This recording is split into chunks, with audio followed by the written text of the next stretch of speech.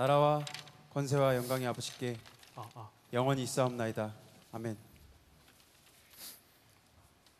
까똑! 사랑하는 예미나무 여러분, 나무 리더입니다. 오늘은 제가 맛있는 빵을 사서 갈 거예요. 조금 늦을 거예요. 소그룹실에 모이셔서 잠시만 기다려주세요.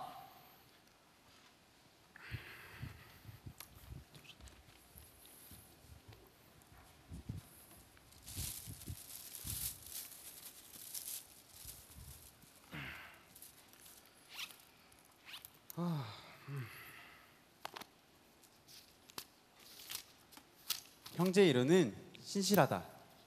언제나 손에서 성경을 놓지 않는다. 졸리냐.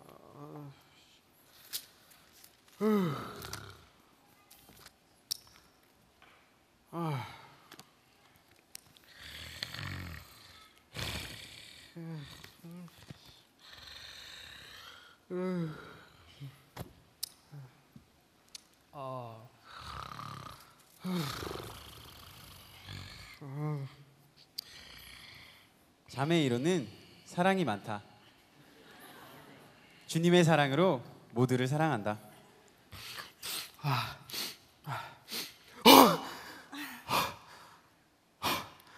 안녕하세요.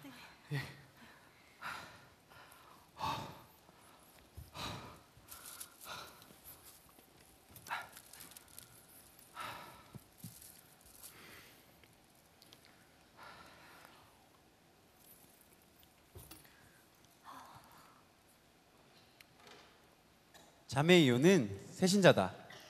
자매 이혼은 언제나 하나님을 붙잡으려고 노력한다. 아직까지 모기가 있어.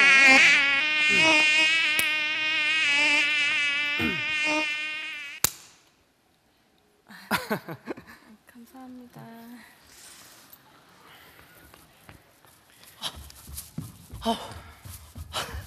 여러분, 샬롬!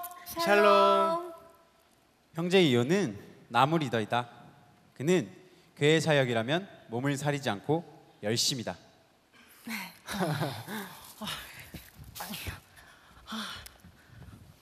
힘들어. 형제로님, 제가 좀 많이 늦었죠? 아니에요. 자매이로님, 이호님도 잘 지내셨어요? 빵이다. 우리 리더 최고. 고생하셨어요. 저 커피가 있었으면 좋겠는데 파구스에서 아메리카노? 네, 전 아메리카노. 전 커피 말고 아이스티요. 좀 덥네요. 아메리카노 셋, 아이스티 하나. 제가 다녀올게요. 제가 가야 하는 건데. 형제 이호님 감사합니다. 대신 계산은 제가. 형제 이론은 교회 오빠다.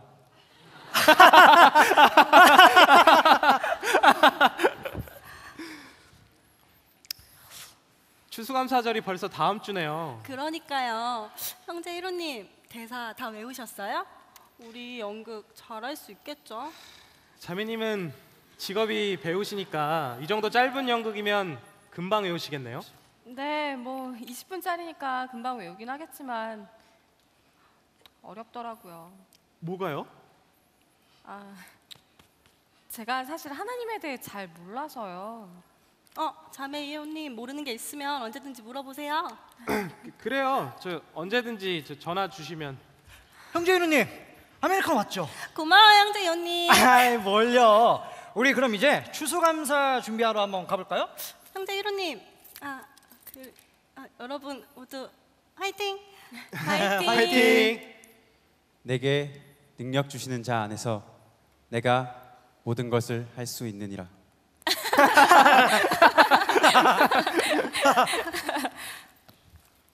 형제 이론은 회사에서도 유능한 인재다. 그는 세상의 빛과 소금이 되기 위해 항상 최선을 다한다. 이거 어떻게 하는 거야 이거? 이게 정말 최선입니까? 예? 과장님. 이거 지금 기획서로 썼어. 다시 해와 이씨. 과장님 죄송합니다. 진짜 씨.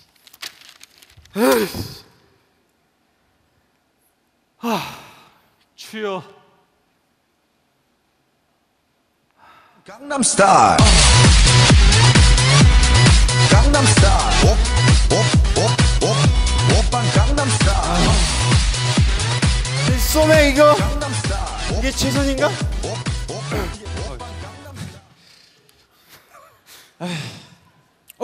김대리. 예, 과장님. 아까 내가 미안했어. 내 맘 알지? 예, 자, 예. 네.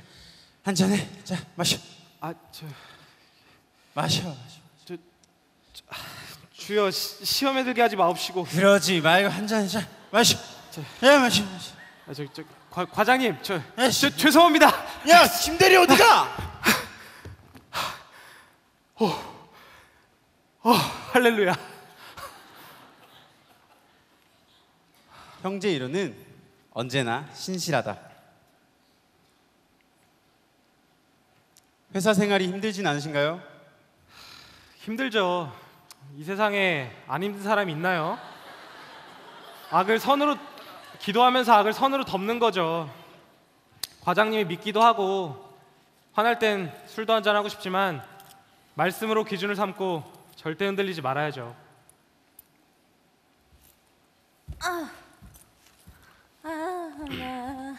나는요 오빠가 좋은 오빠 아니지 형제 이론님 예. 맞으시구나. 예. 어떻게 회식하셨어요?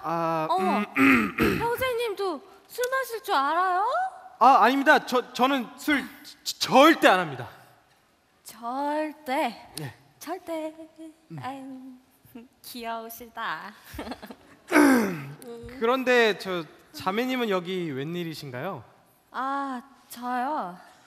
저는 여기서 네. 주님을 만났어요. 주님이요? 여기도 교회가 있나? 주님을 만나. 주님. 그 주님. 자매님 여기서 이러시면 안 됩니다. 우리 몸은 성전으로 깨끗하게. 형제님 네. 사랑해요. 네? 아니 하나님이요. 날 사랑하실까요? 하나님이 계시다는 건 이제 좀 알겠는데 솔직히 날 사랑하시지는 않는 것 같아요. 아니 뭐 목사님이나 뭐 기도 많이 하는 형제님만 사랑하시나 봐. 아니에요, 자매님. 자매님도 정말 사랑하세요. 자매님 아직 새신자라서 모르시겠지만 언젠가 반드시 느껴질 때가 올 거예요. 그래요? 근데 형제님은 어떻게 그렇게 잘 알아요? 저요? 전 모태신앙이거든요. 모태 솔로? 아니요, 모태신앙이요. 전 엄마 뱃속에서부터 교회를 다녔어요. 그래서 그런지 전 의심이 없어요. 이것도 별로 좋은 게 아니지만. 의심이 없다고요? 부러워요. 네? 의심이 없는 거. 난 진짜 믿음을 가지는 게 너무 힘든데. 제가 자매님이 얼른 믿음을 가질 수 있도록 기도할게요.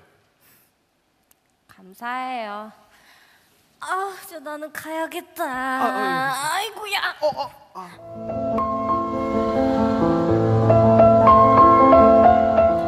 예수님 손도 이렇게 따뜻할까요? 더 따뜻하시겠죠? 예. 시간이 많이 늦었네요.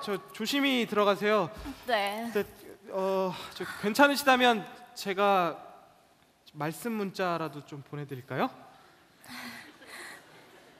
형제님 네. 정말로 네. 감사해요. 형제 이론은 교회 오빠다. 저는 이만 가볼게요. 예, 그래요. 네. 조심히 들어가시고요. 네. 평안한 밤 되시고요. 예. 예수님 꿈꾸세요. 네.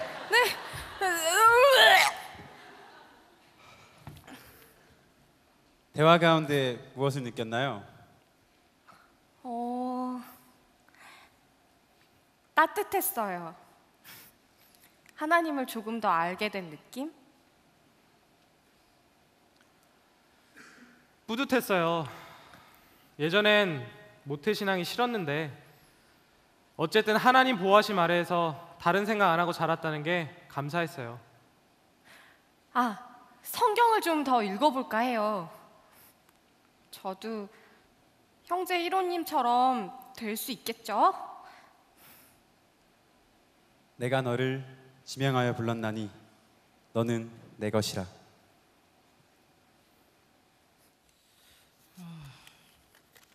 형제 1호님한테 전화했으니까 이제 자매 1호님한테 전화를 해볼까? 자매 1호님. 딸랄랄랄라. 딸랄랄랄라. 여보세요? 자매 1호님, 샬롬. 샬롬. 잘 지내셨어요, 자매님? 야, 자매님은 무슨 교회 바뀌니까 편하게 해. 그리고 신방 전화 이거 매주 꼭 해야 되냐? 누나, 저 나무 리더예요. 야. 당연히 해야죠. 야, 너 영혼 없는 신방 전화 진짜 별로거든? 저 나무원들 위해서 새벽 기도회까지 가거든요. 그래? 그럼 혹시 형제 1호님 봤어? 네, 뭐 매주 나오시던데요? 피곤하실 텐데 너무 대단하다. 잘 계신데? 아침은 드시고? 자매 이론은 사랑이 많다. 그렇게 궁금하면 누나가 직접 나오세요. 야, 나 아침에 얼굴 대박 붓는 거 알잖아. 어떻게 나가냐? 기도하러 나오시라고요. 배우자 기도 하신다면서요. 아, 그렇지. 해야지. 저는 누나가 시집 못 가는 거 보면 진짜 미스테리예요. 예쁘고 똑똑하고 성격 좋고. 야, 예쁜 건 잘 모르겠다.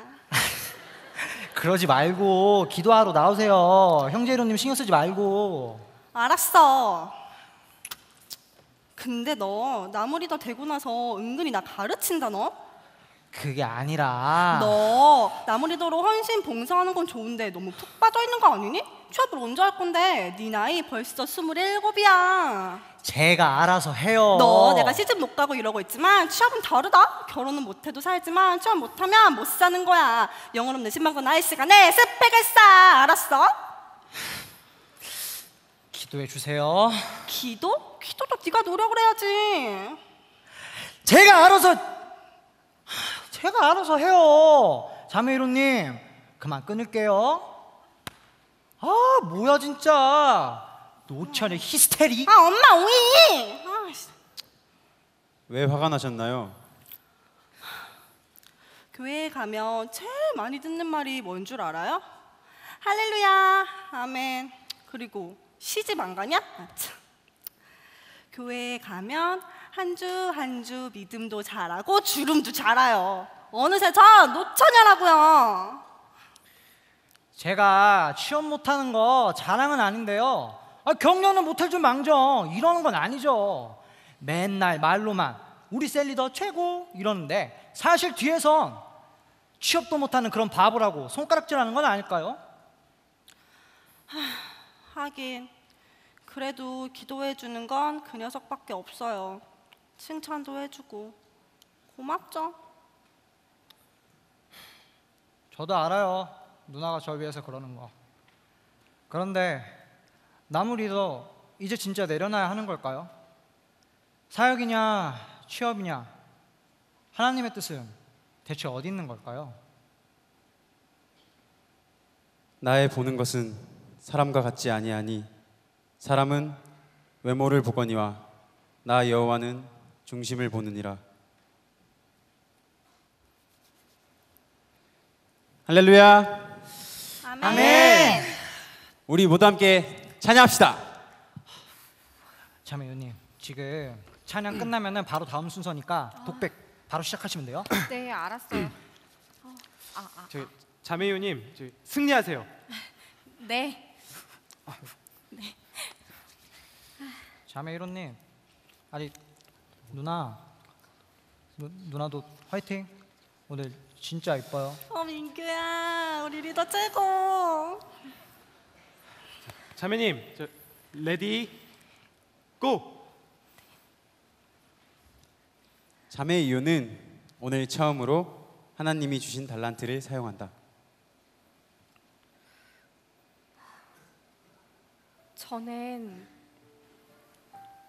전엔 정말 몰랐어요.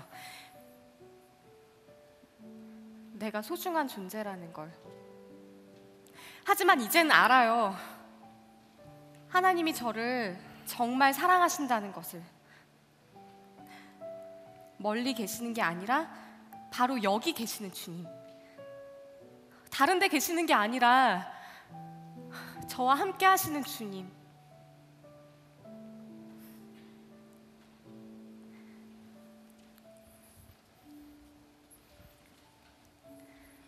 정말 감사합니다.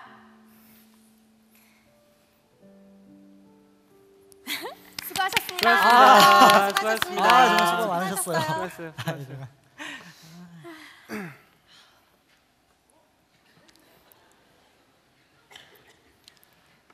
하나님, 언제나 저와 함께 하시고 이제 그 사랑 전할 수 있게 하심 감사드립니다. 연애, 결혼보다 내 삶을 모두 주관하시는 하나님을 신뢰할 거예요. 늘 제게 좋은 것으로 채워주시는 주님, 감사합니다. 사람들을 품을 수 있는 달란트를 주신 주님, 정말 감사합니다. 제 꼭 이 달란트를 사용할 수 있는 그런 직장을 찾을게요. 하나님의 나라를 위해서. 하나님, 저 정말 사랑하시는 거 맞죠? 이젠 확실히 알아요. 하나님, 정말 감사합니다.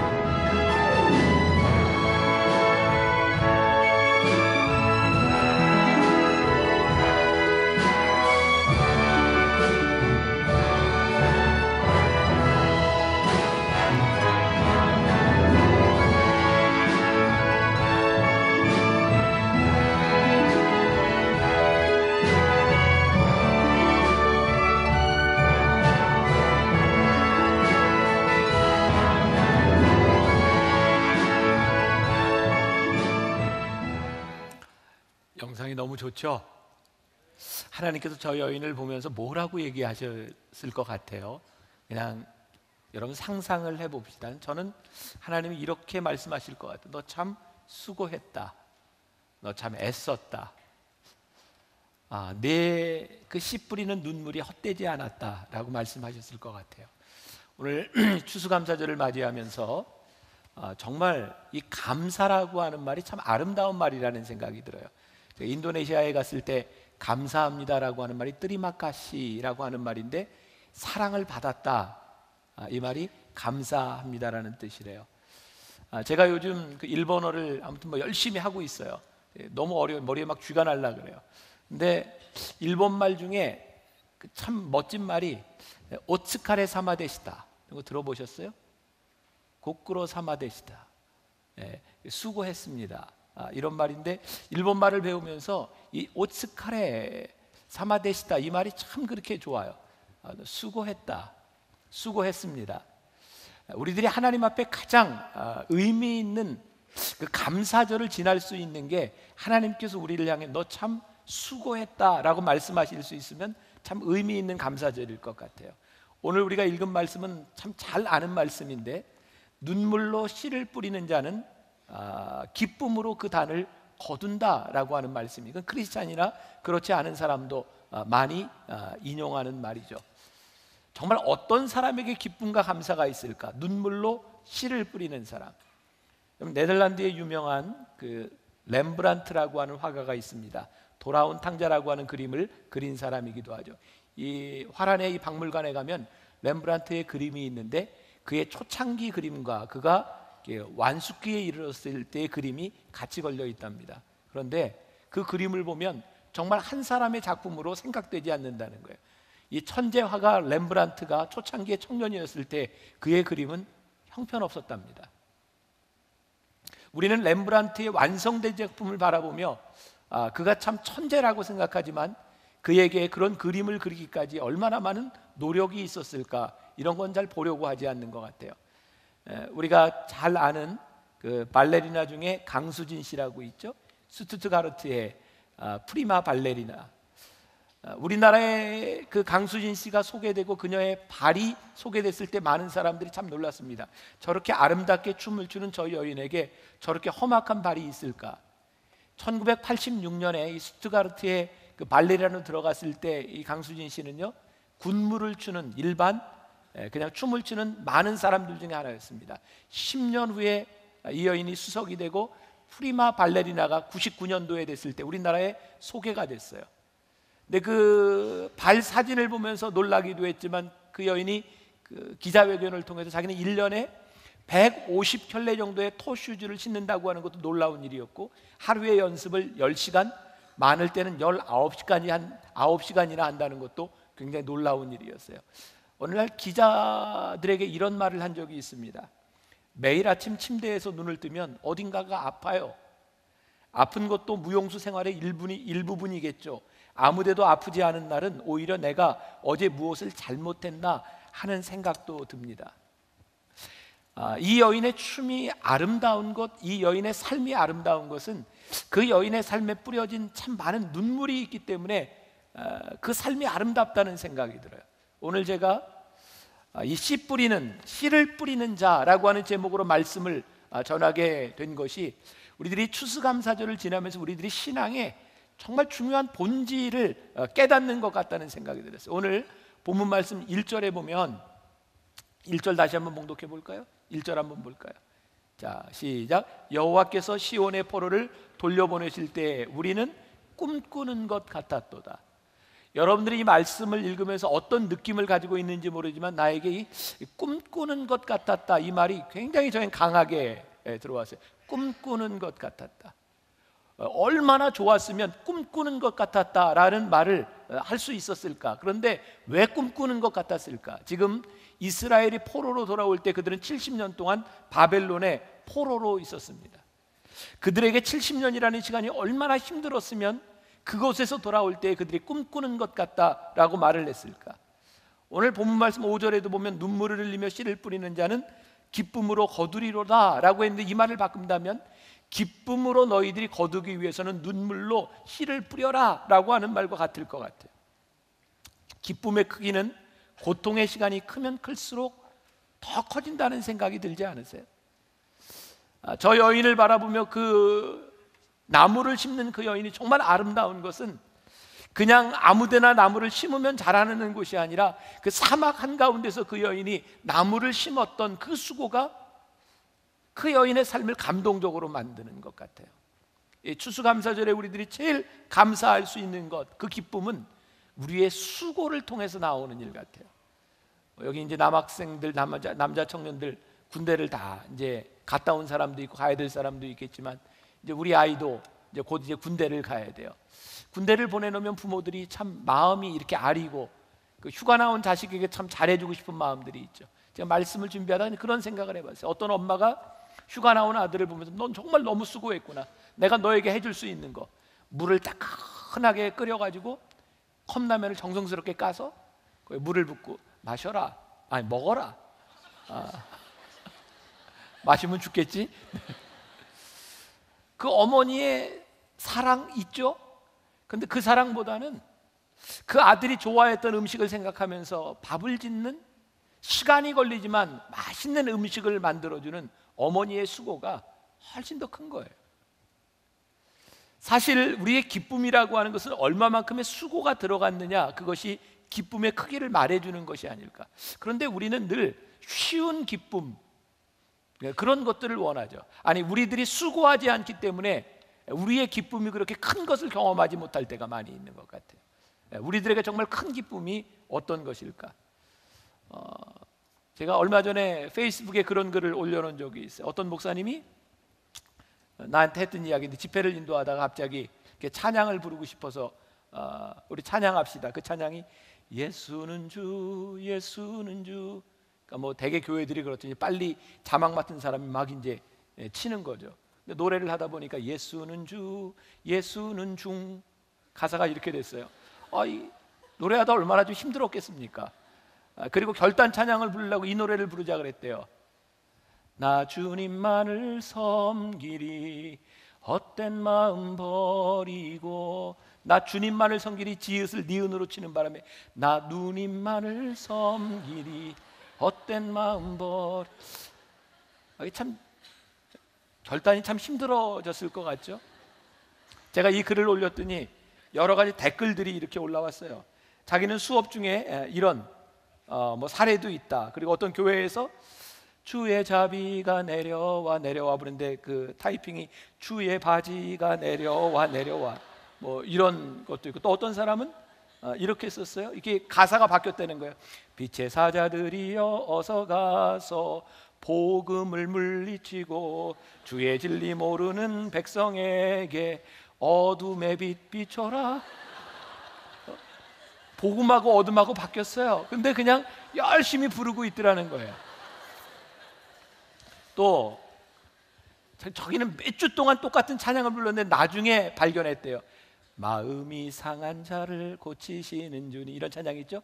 마음이 상한 자, 마음이 상한 자라고 했는데 마음 이상한 자를 고치시는 주, 뭐 이런 것도 있었고, 신실하신 나의 주 하나님은, 이거는 싱싱하신, 뭐 이렇게 써놓은 것도 있었고, 뭐 이런 거야 우리가 한번 웃으면서 이렇게 지나갈 수 있는 일입니다. 근데 이 되게 오타를 치는 경우들이 빨리 하려고 하는 것들 때문에 일어나는 일들이죠. 여러분 그런 생각 해보셨어요? 이런 건 한번 웃고 넘어갈 수 있는 일이지만 우리의 인생에 정말 중요한 일들을 우리들이 빨리 서두르는 것 때문에, 우리들이 고통을 감내하지 못하는 것 때문에 잘못된다면 이건 참 불행한 일이 아닐까. 우리의 인생을 또 바꿀 수 없는 것들인데 우리들이 그렇게 인생을 가볍게 살아갈 수 있는 것인가? 하나님께서 이스라엘 백성들을 70년 동안 바벨론에 두셨어요. 하나님께서 능력이 없어서 그러셨을까? 지난주에 우리 광야에 대한 이야기를 나누면서 모세가 손을 들면 이 광야에서 아멜렉과 싸울 때 이기고 손을 내리면 지는, 그래서 하나님께서 전쟁이 누구에게 속한 것인지를 분명히 알게 하셨던, 하나님은 사람이 전쟁을 하지만 그것을 이기게 하고 지게 하는 것이 하나님의 능력이라고 하는 것을 보여주셨던 하나님께서 이스라엘을 구원해내지 못하셨을까? 근데 하나님은 70년 동안 이스라엘 백성으로 하여금 그 땅에서 고난당하게 하셨어요.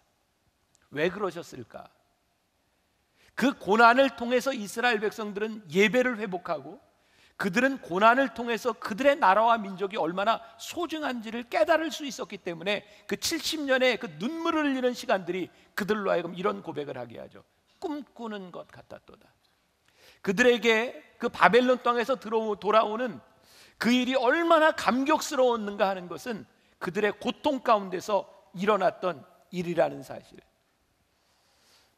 제가 구약의 사사기 말씀을 가르치면서 늘 그런 생각, 가르칠 때마다 그런 생각을 해요. 여러분들 성경 사사기에 보면 똑같은 패턴, 이 사이클이 반복됩니다. 당시 왕이 없던 시대에 사사들이 다스리던 시대에 하나님께서 사사를 보내서 이스라엘 백성을 구원하시는데요, 이스라엘 백성들이 늘 편안하면 죄를 짓습니다. 하나님은 죄 지은 백성을 그냥 놔두지 않으세요. 그래서 이방 족속으로 하여금 이스라엘 백성을 징계하세요. 그러면 고난 가운데서, 고통 가운데서 이스라엘 백성들은 어김없이 부르짖고요, 그 부르짖음을 들으신 하나님께서 이스라엘 백성들을 구원하십니다. 그 구원에서 또 편한 때가 오면 이스라엘 백성들은 여지없이 또 죄를 짓습니다. 이 사이클들이 계속 반복되는 것을 보면서 저는 이런 생각을 합니다. 그래, 하나님께서 꼭 이렇게 빨리 구해 주시는 것만이 축복은 아니구나. 좀 고생을 좀 해봐야 돼. 이게 저주의 말이 아니라 그들에게 축복의 말씀이 될 수 있도록 고생을 좀 해봐야 돼. 이스라엘 백성이 70년 동안의 광야의 그 포로 생활들이 그들로 하여금 꿈꾸는 것처럼 생각하게 할 수 있었던 것은 그들이 받았던 정말 커다란 고통 때문이었어요. 저는 오늘 여러분들에게 그런 말씀을 드려요. 청년의 때 여러분들의 삶의 고통과 고난의 시기를 가지고 있는 것들이 여러분들이 눈물을 뿌리며 여러분들이 해야 되는 일들이 결코 헛된 일들이 아니라 여러분들이 뿌린 그 눈물만큼이나 여러분들은 정말 큰 기쁨을 맛볼 수 있을 때 여러분들이 감사가 무엇인지를 알 수 있지 않을까. 나는 93년도에 처음으로 외국 땅을 밟았어요. 미국으로 유학 가던 처음으로 비행기를 타봤고 처음으로 외국 땅을 밟았어요. 제가 시카고에 유학하기 위해서 탁 내렸을 때 아이들 둘 데리고 아내를 데리고 내가 여기에서 어떻게 공부를 할까 정말 막막하게 그 시카고 그 오헤어 공항에 내렸을 때, 그때가 석양역이었어요. 석양이 지는 그 해가 얼마나 뻘겋고 얼마나 컸는지 몰라요. 난 지금도 참 궁금한 게 왜 미국의 해가 우리나라 해보다 더 클까? 더 컸어요. 그리고 해가 지면서 달이 떠오르는데 그 달이 얼마나 큰지 우리나라 달보다 커요. 진짜예요. 믿으세요. 의심하지 말고. 그러면서 제가 미국에서 5년 가까이 생활하는 동안 나는 참 애국자였던 것 같아요. 내가 한국에서 살았으면 내가 느끼지 못했을 그 나라에 대한 마음. 외국에 있으면서 내가 이 나라를 이렇게 사랑할 수 있구나. 이스라엘 백성들이요 70년 동안 그 종살이를 하면 어쩌면 그들은 더 많은 것들을 잘 먹었을 겁니다. 왜? 바벨론은 잘 사는 나라였어요. 이스라엘보다 훨씬 더 많은 것을 먹고 많은 것을 입었을 겁니다. 저 역시 미국에서 생활하면서 한국에서 먹는 것보다, 한국에서 즐길 수 있는 것보다, 거기는 어디 갔는지 정말 그림 같은 팍이 있고, 정말 테니스를 치든 뭐든 치든 공짜로 어디서나 칠 수 있는, 내가 좋아하는 운동을 할 수 있는 곳. 그런데도 그것으로 만족하지 못하는 내 고향과 내가 돌아가야 될 곳에 대한 그리움. 1999년도에 대학원에서 강의를 할 때 대학원생들을 데리고 중국에 단기 선교를 간 적이 있어요. 그때만 해도 중국 땅에서 찬양을 하거나 기도를 하거나 예배를 드릴 수 없는 상황이었기 때문에 인천에서 배를 타고 12시간 단동으로 이렇게 가는데 새벽녘에 단동에 도착해요. 단동에 도착하기 전에 안내했던 사람이 그런 얘기를 했어요. 목사님, 이제 저 중국에 가면 예배하지 못합니다. 찬송도 부르지 못합니다. 그래서 우리 학생들과 함께 그 선상에서 배 갑판 위에 올라와서 찬양하고 예배를 드릴 때 그때 그렇게 마음이 비장해지더라고요. 우리가 이 배를 내리면 찬송을 못한다는 거예요. 우리가 기도할 수 없다는 거예요. 그때 드렸던 그 예배, 그 찬양을 나는 굉장히 특별한 감정으로 제가 기억을 하고 있어요. 여러분, 우리들이 정말 하나님의 은혜를 안다고 하는 것은요, 우리들이 너무나 편안하게 살아갈 수 있는 환경에서 감사를 느끼는 것이 아니라 때로는 여러분들의 눈물과 피와 땀을 쏟아야 되는 그 어려움 가운데서 우리는 가장 큰 감사를 느낄 수 있어요. 그래서 어쩌면 우리들이 이 감사한다고, 이 고생한다고 하는 것, 눈물을 흘린다고 하는 것이 우리들이 피해갈 수 있는 과정들이 아니라 우리들이 적극적으로 맞서야 되는, 우리들이 감당해야 될 그런 모습들은 아니겠는가. 제가 오늘 여러분들에게 이런 이야기 하고 싶어요. 여러분들 울면서 씨를 뿌리세요. 젊은이의 때, 여러분들의 때에 눈물을 흘리는 수고 여러분들이 경험해야 합니다. 하나님을 믿는 사람들이 정말 하나님에 대한 감사와 예배를 회복하기 위하여 여러분들이 눈물을 흘리는 그 아픔들이 여러분들에게 살아 있어야 합니다. 그 유대 속담에 보면 이런 말이 있습니다. 하나님 앞에서 우십시오. 그리고 사람들 앞에서 웃으십시오. 여러분들이 하나님 앞에서 눈물을 흘리는 그 수고와 씨를 뿌리는 그 수고가 여러분들에게 있을 때 여러분들이 웃을 수 있는 날이 옵니다. 이것이 성경의 진리이기도 합니다. 찬송가 496장에 보면 우리가 추수감사절 때 되면 늘 부르는 찬양 중에 하나 이런 게 있습니다. 비가 오는 것과 바람 부는 것을 겁을 내지 말고 뿌려봅시다.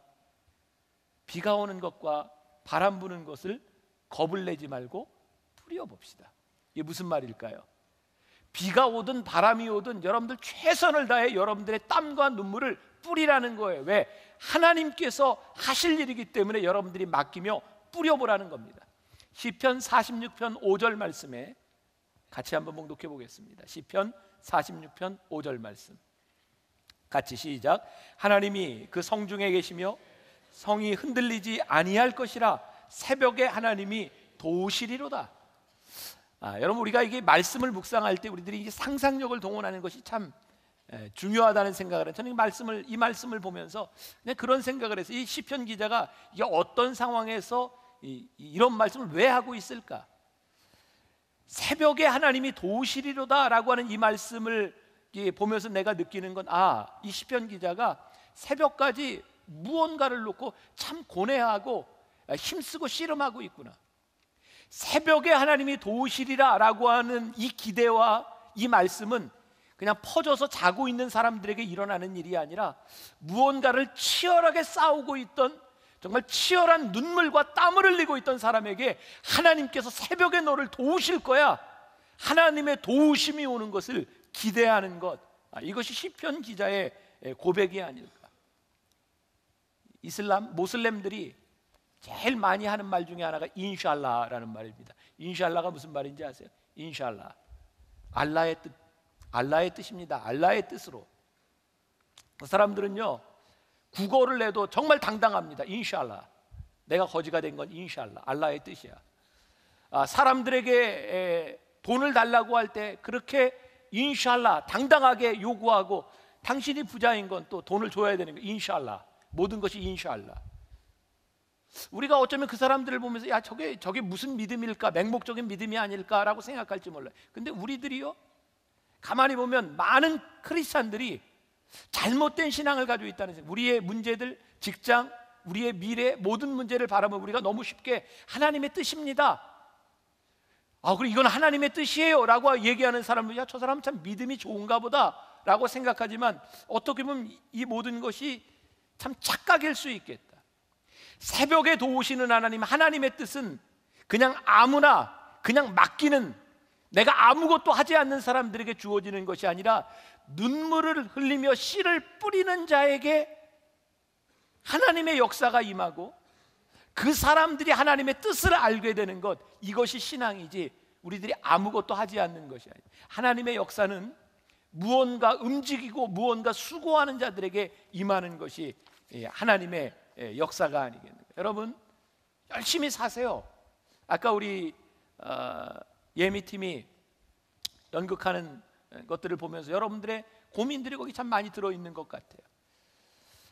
얼마 전에도 신문에 보니까 가장 큰 고민 중에 하나가 교회 누나들에 대한 고민이 있더라고요.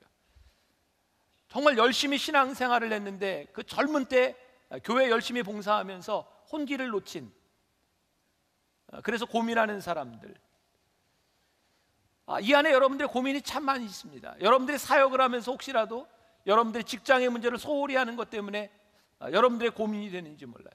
근데 저는 이런 생각해요. 여러분들이 하나님을 믿는다고 하는 게 그렇게 녹록한 그 쉬운 일이 아닙니다. 여러분들이 하나님을 믿는다고 하는 것을, 모든 것을 여러분들 하나님께 맡기고 나는 그냥 요 사역만 열심히 하면 돼, 그게 하나님을 믿는 올바른 뜻이 아닙니다. 하나님이 여러분들을 교회에 부르시고 이 세상 가운데 있는 교회로 부르신 것은 여러분들이 세상 일에 도외시하고 살아가려고 하는 것이 아니라 세상에 살아가는 여러분들이 이 사역 안에서 어떤 영향력 있는 사람이 될 것인가에 대한 물음을 여러분들에게 던지신 거예요. 그래서 여러분들은요, 하나님을 믿기 때문에 여러분들에게 땀 흘리는 수고가 필요하고요, 여러분들이 믿음을 지키기 위한 여러분들의 눈물이 필요한 겁니다.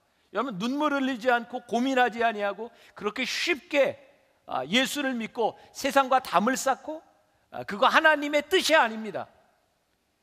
하나님께서 이 세상 가운데서 여러분들을 부르신 그 뜻이 무엇인지를 우리들이 보아야 하는 거예요. 여러분들은 쉬운 길을 찾아가는 사람이 아니에요. 여러분, 김정남 감독이 있습니다. 국가대표 선수였고 국가대표 감독도 된 김정남 감독이 아주 신앙이 좋은 사람입니다. 2005년도에 K리그에서 김정남 감독이 있었던 울산 현대가 우승을 합니다. 근데 김정남 감독이 2005년에 우승하기 전에 16년 동안 한 번도 우승을 못 해봅니다. 실업팀에서 유공에서 우승을 한 이후에 한 번도 못 해봅니다. 정말 실력도 좋고 열심히 하는, 늘 우승의 문턱에서 좌절합니다. 준우승을 하는데 우승이 안 되는 거예요. 신앙인이었던 이분이 깨닫게 된 게 뭐냐면, 이 세상엔 내가 아무리 노력해도 안 되는 일이 있구나. 하나님께 기도하기 시작합니다. 그러면서 이분이 결심한 건 여름 시즌부터 이 마지막까지 내가 어디를 가든지 하루도 빼놓지 않고 새벽 예배 제단을 쌓으면서 내가 하리라. 그래서 어웨이 경기를 하든 홈 경기를 하든 매일 새벽 예배 제단을 쌓습니다. 이렇게 생각할 수 있지 않아요? 새벽 예배 제단을 쌓는 것 꼭 교회를 찾아가야 됩니까? 이 축구 경기를 하면서 얼마나 힘든 일인데 새벽에 일어나서 성경 보고 기도하면 되는 거 아니에요? 이 김정남 감독이 어디를 가든지 교회를 찾아가서 예배를 드립니다. 그리고 그해 우승을 합니다. 그분의 고백입니다. 내가 얼마나 힘들게 새벽 제단을 쌓았는지 이 기쁨이 정말 크다는 거였어요. 여러분, 큰 기쁨과 큰 감사는요, 우리들이 대충 하는 데서 와지는 것이 아니라 여러분들이 하나님 앞에 눈물과 땀을 흘리는 그 수고 가운데서 우리들에게 찾아오는 겁니다. 그래서 정말 하나님 앞에 감사하는 삶을 살아가는 사람은요, 대충 인생을 사는 사람이 아니라 정말 치열하게 이 인생을 하나님의 뜻대로 살아가기 위해서 부딪히는 사람들에게 와지는 일입니다. 내가 오늘 설교 준비하면서 읽었던 어떤 이야기인데, 어떤 부부가 집에 들어왔는데 편지가 왔어요. 아무튼 누가 붙였는지도 모르고 편지가 하나 와 있는데 뜯어보니까 브로드웨이에서 아주 유명한 연극 표 2장이 있는 겁니다. 이걸 어떻게 할까? 누가 보냈는지도 알지 못하는데 너무 아깝잖아요. 그래서 연극을 너무나 재밌게 보고 들어왔대요. 집에 딱 들어왔는데 깜짝 놀란 거예요. 집이 완전히 난장판이 됐어요. 도둑이 들어와서 다 쓸어갔어요. 근데 침대에 쪽지를 하나 남겨놨대요. 이제 그거 누가 보냈는지 알겠지? 그리고 다 가져갔어요. 여러분, 공짜는요 결코 그렇게 좋은 거 아닙니다. 제가 여러분들에게 얘기하죠. 로또 사지 말라고. 로또 맞으면 여러분들이 정말 잘 될 것 같은데 아닙니다. 저는 우리 교인들 중에 사기당하는 사람들을 종종 보는데, 사기당하는 사람을 보면 진짜 이해가 안 돼요. 대개 이런 겁니다. 누가 와서 그런데요, 여기 투자하면 돈을 많이 벌 수 있다. 이건 다른 데서 상상도 하지 못할 돈을 벌 수 있다고. 참 신기하잖아요. 그 돈 벌 일을 왜 남한테 얘기해 주겠습니까? 지가 벌지. 그런 일들 없습니다. 사기입니다. 우리들이 땀을 흘리지 않으려고 하기 때문에 우리들이 사기를 당해요. 여러분, 땀을 흘리지 않고 얻는 돈, 그거 여러분들에게 축복 아닙니다. 그거 너무나 쉽게 나가는 겁니다. 그래서 우리들에게 참 중요한 것이 있어요. 우리들이 땀을 흘리려고 마음을 먹어야 올바른 신앙 가운데 섭니다. 오늘 제가 얘기하고자 하는 제일 중요한 포인트 중에 하나인데, 여러분들이 올바른 신앙과 사이비 신앙을 우리들이 어떻게 구별하는가. 여러분, 사이비가 뭐예요? 여러분, 샤머니즘, 무당 굿하는 사람, 그 신앙입니까? 미신입니까? 네? 미안해요. 또 존댓말로 물었는데, 신앙이야 미신이야? 미신? 왜 미신이죠? 여러분, 굿하는 사람들이요, 문제가 생기면 구슬합니다. 셔만, 무당을 데려다 구슬합니다. 그들은 문제 해결을 어떻게 하려고 하냐면 구슬해서 문제를 해결할 수 있다고 생각합니다. 그들은 아무 노력하지 않습니다. 돈 내고 구슬하면 끝난다고 생각합니다. 여러분, 하나님을 믿으면서 여러분들이 얼마나 잘못 믿는지 아세요? 무당처럼 믿는, 오늘 여러분들이 여기서 예배를 드리고 있지만 여러분들이 무당 굿하는 것처럼 예배를 드릴 수 있다는 것 아십니까? 우리는 주일날 한번 나와서 예배를 드리면 죄책감도 없어지고 모든 문제가 해결되는 것처럼 생각합니다. 그냥 우리들이 기도하면 모든 문제가 해결되는 것처럼 생각합니다. 아니요. 여러분들이 만일 그렇게 예배하고 여러분들이 만일 그렇게 기도한다면 여러분들은 무당 구슬하는 것과 하나도 다르지 않습니다. 하나님은 우리들이 왜 예배하기를 원하시는지 아세요? 이 예배 가운데 와서 여러분들의 삶이 달라지기를 원하세요. 이 예배 가운데 여러분들이 와서 땀을 흘리며 씨를 뿌리는 자가 되기를 원하세요. 그리고 하나님이 원하시는 것은 여러분들의 수고를 통해서 여러분들이 맛볼 수 있는 큰 기쁨을 경험하기를 원하세요. 이것이 신앙이에요. 하나님은 우리들을 그냥 편하게 만드시는 분이 아니라 우리의 인생을 바꾸기를 원하시는 분이기 때문에 우리들이 땀 흘리기를 원하세요. 제가 우리 부모님들에게 늘 그런 얘기했는데 여러분들 꼭 기억하세요. 우리 부모님들이 정말 하나님 앞에 막 감사 예물 드리고 이런 때 어떤 게 있는지 아세요? 목사님, 우리 애가요 정말 실력보다 너무 좋은 학교를 갔어요. 하나님의 은혜예요. 하나님의 은혜일 수 있겠죠. 그러나 그 은혜가 반복되면 그 아이는 망합니다. 언제까지 내 실력보다 더 나은 곳에 은혜로 찾아갈 겁니까? 내 실력이 안 되는 그곳에 있는 것이 그 아이에게 얼마나 비참한 일이 되겠습니까? 하나님의 은혜는 그 아이가 부족함을 채울 수 있도록 노력하고 믿음으로 어려움을 이길 수 있도록 되는 것이 은혜이지 내가 갈 수 없는 자리에 가 있는 것이 은혜가 아닙니다. 제가 얘기하는 게 너무 시리어스하고 좀 기분 나빠요? 여러분들 두려우세요? 여러분들 실력대로 살아갈까 봐 두려우세요? 만일 우리들이 우리의 실력대로 살아갈까 봐 두렵다면 여러분들의 예배는 샤머니즘을 벗어나지 못합니다. 그동안 교회에서 어떻게 가르쳤는지 아세요? 예수 믿으면 부자 됩니다. 예수 믿으면 여러분들의 문제가 해결됩니다. 그런데 해결되고 났는데 그 사람들이 돈을 벌고 났는데 그 사람들이 하나님의 사람 같지 않다는 거예요. 성공은 했는데 그들이 하나님의 사람이 아닐 때 그것이 정말 성공일 수 있겠습니까? 제가 요즘 참 많은 고민 가운데 삽니다. 지금까지 한국교회가 이렇게 부흥하며 많은 사람들이 모여졌었지만 교회를 바라보며 하나님의 뜻이 이루어지는 곳이라고 이야기하지 못하는 것은 그들의 삶이 그들에게 주어졌던 것이 결코 축복이 아니라는 거예요. 여러분, 지금부터 그런 생각을 가지십시오.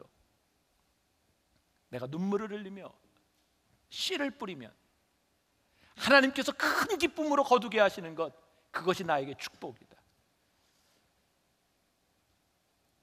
제가 어렸을 때는 늘 세계에서 제일 높은 빌딩 하면 어디를 얘기했는지 아세요? 어디였을까요? 큰 소리로 어디? 63빌딩? 아니, 우리나라를 좀 벗어나서 63빌딩은 나 어렸을 때 지어지지도 않았어. 내가 너희 세대로 착각하지 마. 네. 세계에서 제일 높은 빌딩 어디? 엠파이어 스테이트 빌딩. 여러분들 알아요? 엠파이어 스테이트 빌딩? 이미 뭐 몇십 년 전에 하도 높은 건물들이 많이 세워져서 내가 어렸을 땐 세계에서 제일 높은 빌딩이 엠파이어 스테이트 빌딩이었어.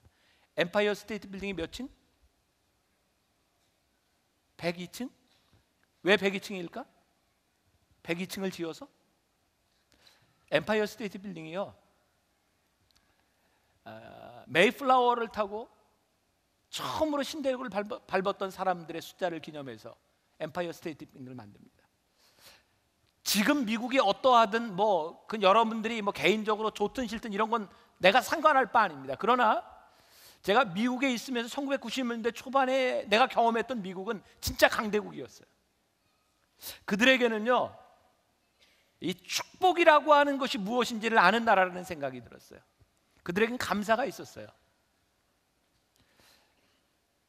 미국 땅에 처음 와서 그들이 첫 농사를 짓고 그들이 하나님께 감사했을 때, 그리고 그들의 삶 가운데 늘 감사가 있었을 때 그들은 강대국이었습니다. 저는요, 감사를 잃어버린 사람은 아무런 힘이 없는 사람이라고 생각해요. 여러분들의 삶의 능력이 어디에서 나타나는지 아세요? 여러분들의 삶의 능력과 여러분들의 삶의 파워는요, 여러분들이 감사를 가지고 있을 때 파워가 있어요. 감사를 잃어버린 사람은 아무것도 할 수 없습니다. 감사하지 못하는 사람은 아무것도 가지지 않은 사람입니다.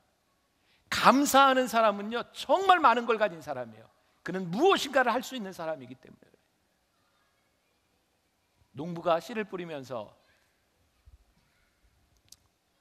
남은 말고 안 남은 말고, 그리고 추수를 내요.